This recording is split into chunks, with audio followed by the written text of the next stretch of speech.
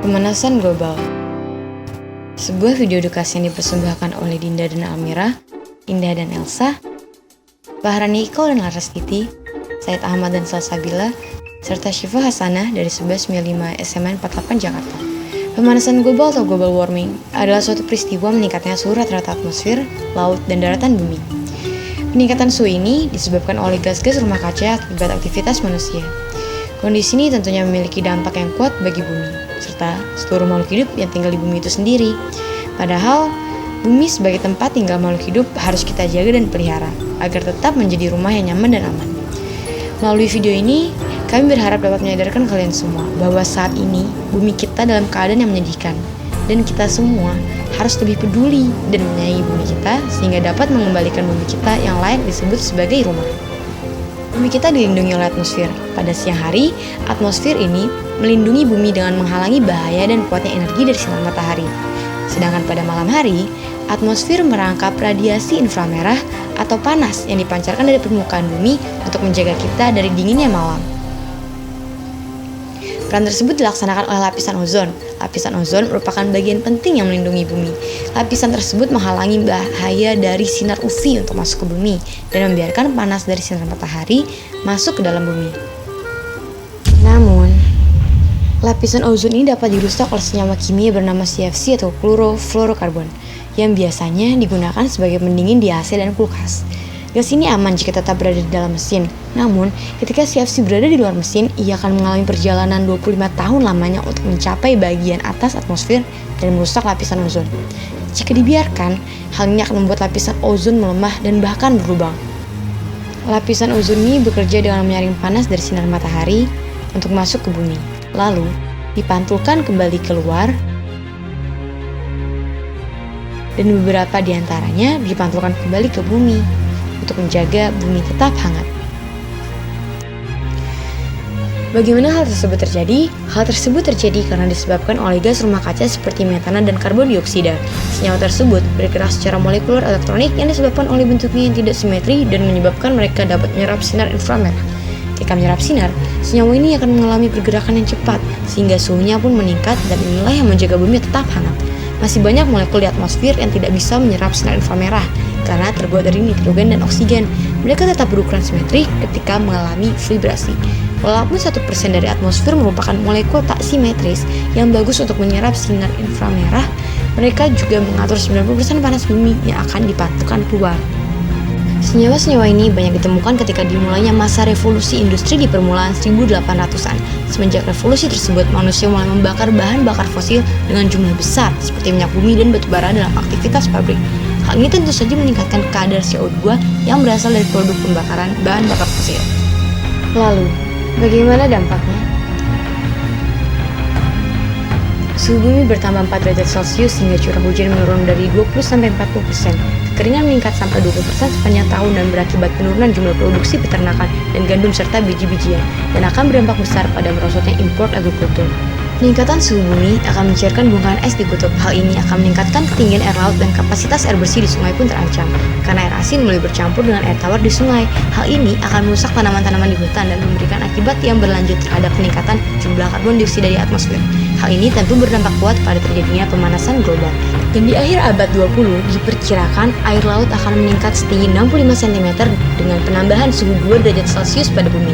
Dalam menambah 4 derajat Celcius diperkirakan penambahannya pun akan meningkat setinggi 1 meter lebih. Bencana ini tentunya membuat kita sebagai makhluk berakal untuk bertindak. Apa yang harus kita lakukan untuk mencegah memburuknya pemanasan global? Cara pertama yang paling efektif adalah dengan menanam pohon. Salah satu proyek yang dicanangkan adalah One Man, One Tree. Hal tersebut sangat membantu karena dengan meningkatnya jumlah pohon, jumlah karbon dioksida di atmosfer akan semakin berkurang.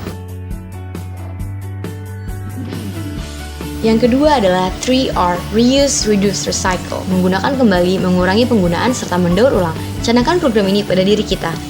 No plastic bags, karena plastik merupakan polutan dan tahukah kamu, pembuatan plastik membutuhkan berpuluh-puluh juta ton minyak dalam produksinya per tahun. Serta gunakan produk ramah lingkungan seperti tas kain yang tentu lebih efektif untuk membawa perubahan. Yang ketiga, hemat energi. Mengganti lampu pijar dengan lampu neon yang 70% lebih hemat energi. Energi listrik dihasilkan melalui mesin generator yang dalam penggunaannya dibutuhkan proses pembakaran fosil. Hasil pembakaran inilah yang meningkatkan gas rumah kaca. Selanjutnya, gunakan transportasi massal. Hal ini tentu saja akan mengurangi produksi karbon dioksida di muka bumi. Gunakan juga transportasi yang ramah lingkungan seperti sepeda. Dan berjalan kaki, bersepeda, serta menggunakan sepatu roda ketika berjalan-jalan merupakan solusi yang menyehatkan loh bagi kita, serta akan berdampak besar pada bumi kita jika hal ini dilakukan bersama-sama. Satu langkah kecil untuk membawa sebuah perubahan besar bagi bumi.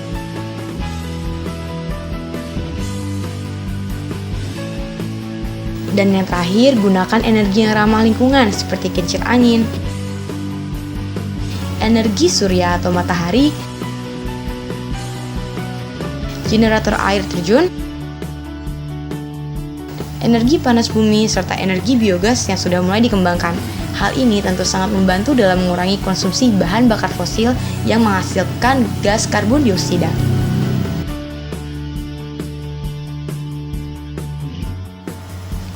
Lalu, apa yang sudah dilakukan dunia?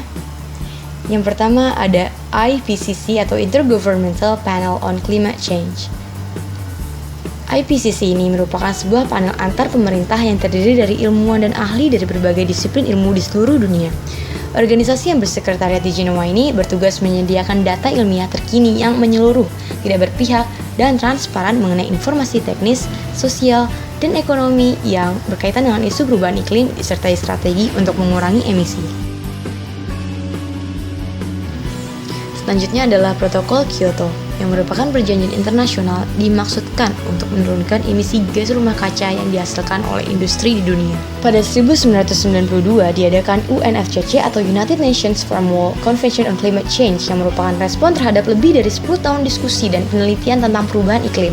Negara-negara peserta sepakat untuk mengumpulkan dan berbagi informasi tentang emisi gas rumah kaca serta diminta untuk mengurangi emisi tersebut.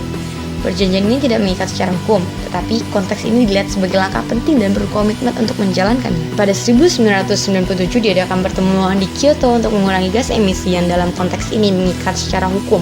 Menurut perjanjian, negara peserta harus mengurangi emisi mereka antara tahun 2008 sampai dengan 2012 dengan berbagai cara. Namun, pada 2007, Amerika Serikat menolak ratifikasi protokol Kyoto, terutama dengan alasan diperbolehkannya emisi bagi negara berkembang seperti China. Negara-negara berkembang pun perlahan mulai tumbuh menjadi negara yang kaya dan industrinya pun maju, namun mereka tetap kukuh bahwa mereka masihlah negara berkembang dan tidak harus memotong emisinya. Penentang protokol Kyoto juga mengemukakan berbagai alasan seperti kekhawatiran akan melambatnya pertumbuhan ekonomi dan bahwa ketentuan dalam protokol dianggap terlalu mengikat. Perubahan iklim sudah menjadi masalah serius. Protokol Kyoto pun menyatakan agar para negara dengan gas emisi berlebih dapat bekerja sama dalam perdagangan emisi. Dan begitulah yang terjadi sampai sekarang.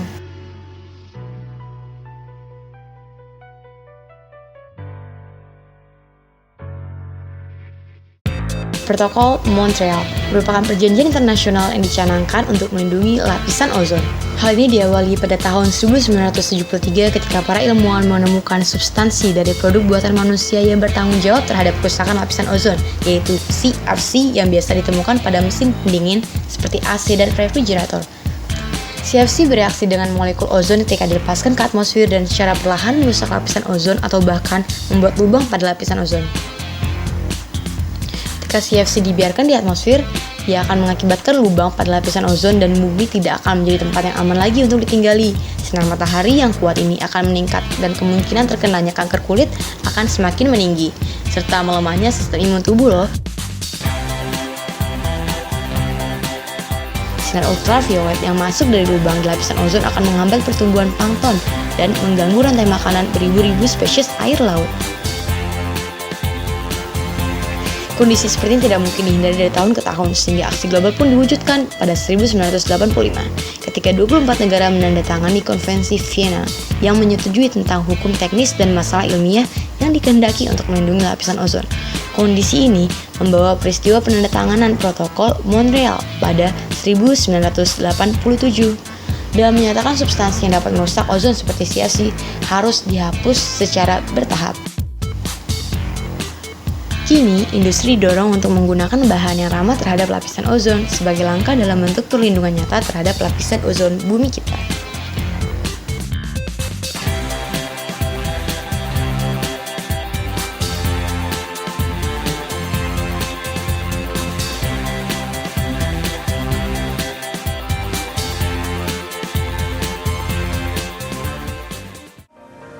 Namun, apa saja sudah terjadi akibat pemanasan global?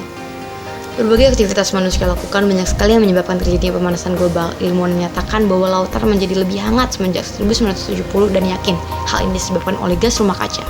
Perlu diberikan peringatan bahwa ini menimbulkan konsekuensi yang besar seperti di bagian utara Atlantik, ikan, zooplankton, dan burung laut telah berpindah mendekati kutub untuk menghindari panas. Dan di Laut Mediterania, banyak spesies laut yang mati sementara hewan air hangat menyerbu.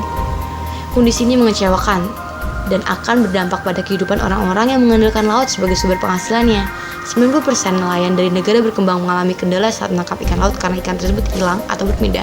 Tidak ada ikan, maka tidak ada makanan, terutama bagi wilayah seperti Mediterania, Afrika Tengah, dan lainnya yang bergantung pada laut dalam makanannya.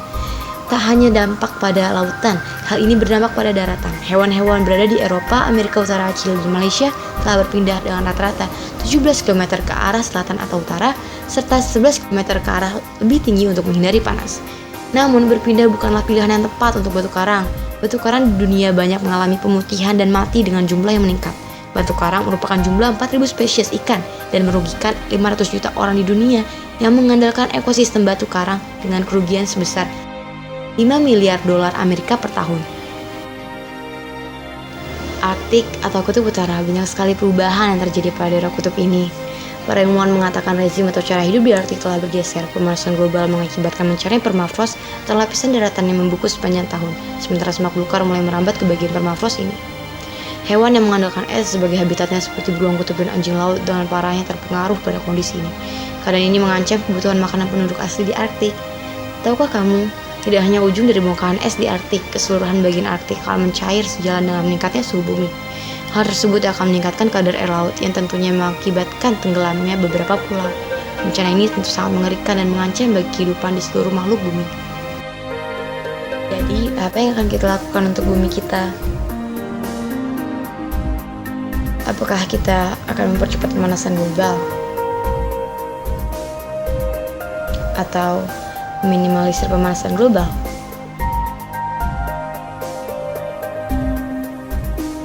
Pilihlah dengan bijak. Terima kasih.